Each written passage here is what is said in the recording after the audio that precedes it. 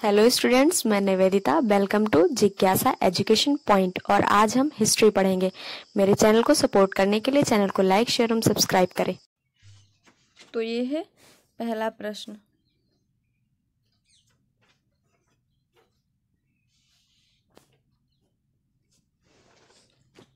पहला प्रश्न है कि पशुपालन का प्रारंभ किस काल में हुआ?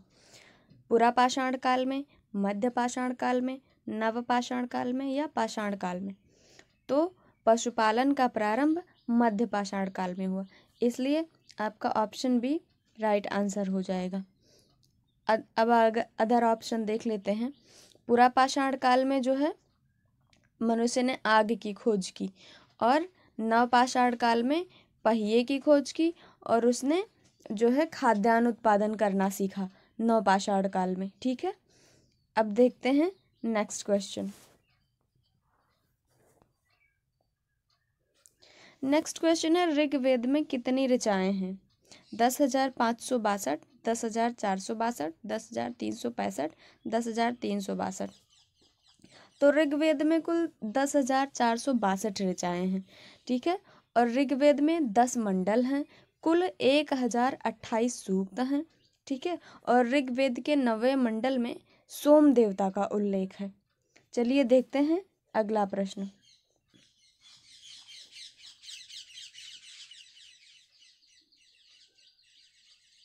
हाँ, इसका मैंने ऑप्शन नहीं बताया, वो बता देते हैं। इसमें जो है ऑप्शन जो है ये 10,462, तो ऑप्शन बी सही होगा आपका।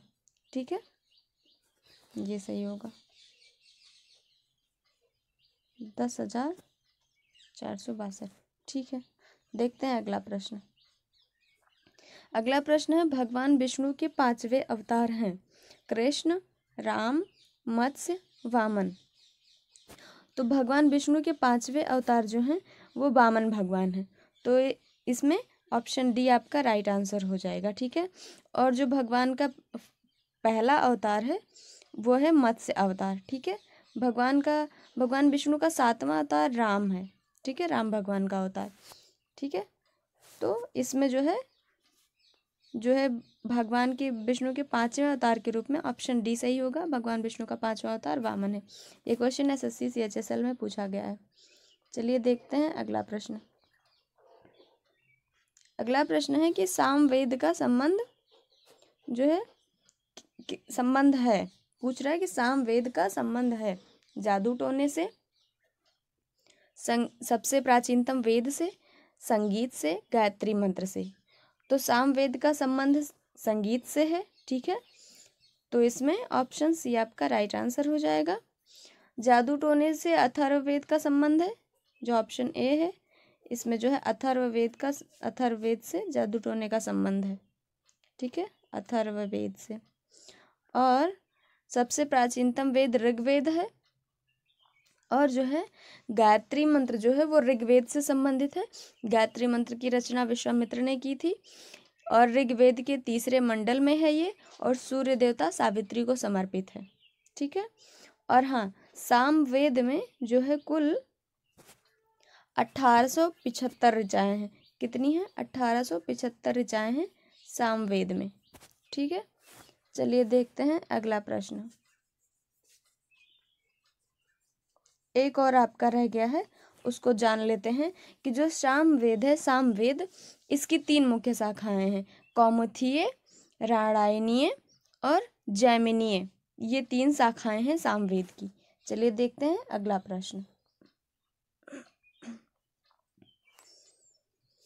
अगला प्रश्न है, पुराणों में कौन सा पुराण सबसे प्राचीन एवं प्रामाणिक है?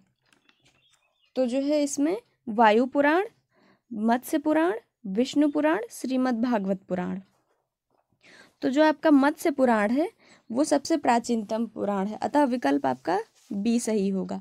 मत्स्य पुराण सबसे प्राचीनतम और प्रामाणिक पुराण है। ठीक है, सबसे प्रचलित पुराण जो है वो है श्रीमद् भागवत पुराण। ठीक है, और इसमें जो वायु पुराण है, वायु पुराण का संबंध है जो है मौर्य वंशीय शासकों से। जो इसमें बिंदुसार हैं उनको वायु पुराण में भद्रसार कहा गया है। ठीक है, चलिए देखते हैं अगला प्रश्न क्या है। अगला प्रश्न है, बोगाज कोई अभिलेख से निम्नलिखित में से कौन से वैदिक देवता का संबंध है? कृष्ण, वरुण, इंद्र, अश्विनी कुमार। अश्विनी कुमार को नासत्य कहते हैं। विष्णु, शिव, इंद्र, वरुण। विकल्प सी मित्र, वरुण, इंद्र और अश्विनी कुमार। विकल्प डी राम, वरुण, शिव, इंद्र। तो इसमें जो है मित्र, वरुण, इंद्र और अश्विनी कुमार का बोगाज कोई अभिलेख से संबंध है। उन्हीं का ही उल्लेख किया गया है, इन्हीं लोगों का। और जो है बोगाज कोई 1400 ईसा पूर्व का अभिलेख है। तो इस लिहाज से आपका ये विकल्प सी सही हो जाएगा। ठीक है, विकल्प सी आपका राइट आंसर होगा। मित्र, वरुण, इंद्र और अश्विनी कुमार का बोगाज कोई अभिलेख से संबंध है। चलिए देखते हैं अगला प्रश्न। अगला प्रश्न है, ऋग्वेद की कौन सी ऋचाएं सबसे प्राचीन हैं? दूसरे व सातवें मंडल की, तीसरे व सातवें मंडल की, 9वें व 10वें मंडल की, या ये सभी? तो जो ऋग्वेद की सबसे प्राचीन ऋचाएं हैं वो हैं दूसरे व सातवें मंडल की ऋचाएं सबसे प्राचीन हैं। तो ऑप्शन ए आपका राइट आंसर हो जाएगा। ठीक है, और जो 10वां मंडल है, 10वां और पहला मंडल, इसमें ये जो 10वां मंडल है और पहला मंडल ऋग्वेद का सबसे नवीनतम मंडल है। ठीक है, और जो है इसमें यह आपका ऑप्शन ए राइट आंसर हो जाएगा। चलिए देखते हैं अगला प्रश्न।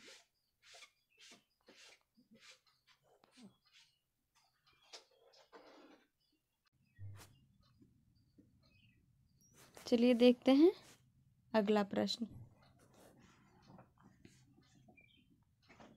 अगला प्रश्न है, अथर्ववेद में कुल कितने अध्याय हैं?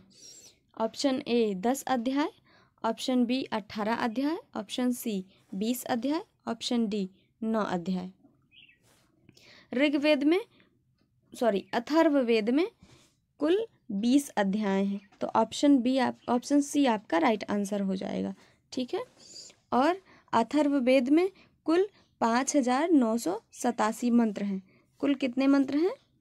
5987 मंत्र हैं। ठीक है, कुल, जिनमें से जो 1200 मंत्र हैं,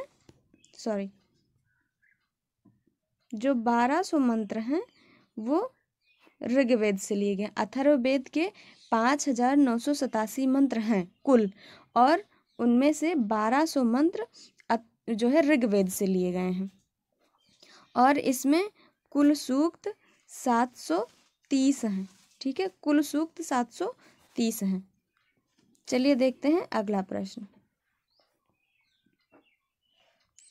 अगला प्रश्न है, यजुर्वेद के कितने भाग हैं? ठीक है, option A 2, option B 4, option C 5, option D 7। तो यजुर्वेद के कुल 2 भाग हैं। इसमें ऑप्शन ए आपका सही उत्तर हो जाएगा। ठीक है, option A is right answer. और कौन कौन से हैं? यजुर्वेद के 2 भाग हैं, एक शुक्ल यजुर्वेद और दूसरा कृष्ण यजुर्वेद। ठीक है, शुक्ल यजुर्वेद को पद्य में है सिर्फ, जो कि जिसको कविता हम लोग जनरली पद्य में समझते हैं, और जो कृष्ण यजुर्वेद है वो पद्य व गद्य दोनों में है। ठीक है, देखते हैं अगला प्रश्न। अगला प्रश्न है, कौन सी पुस्तकें दर्शन पर आधारित हैं? ठीक है, यहाँ पे क्या लिखा गया है त्रुटिवश। कौन सी पुस्तकें दर्शन पर आधारित हैं? Option A Veda, option B Upanishad, option C Purana, option D Smriti. तो ठीक है, इसमें जो दर्शन पर आधारित पुस्तकें हैं वो उपनिषद हैं। ठीक है, तो इसमें आपका ऑप्शन बी राइट आंसर हो जाएगा। उपनिषद जो हैं वो दर्शन पर आधारित पुस्तकें हैं, इन्हें वेदांत भी कहते हैं। ठीक है, और जो ऑप्शन ए देख लेते हैं, वेद 4 प्रकार के होते हैं। ऋग्वेद जो है, और ऋग्वेद, यजुर्वेद, सामवेद और अथर्ववेद, ये क्रम से हैं। ठीक है, और पुराण 18 हैं। तो आज जो है देखते हैं नेक्स्ट क्वेश्चन।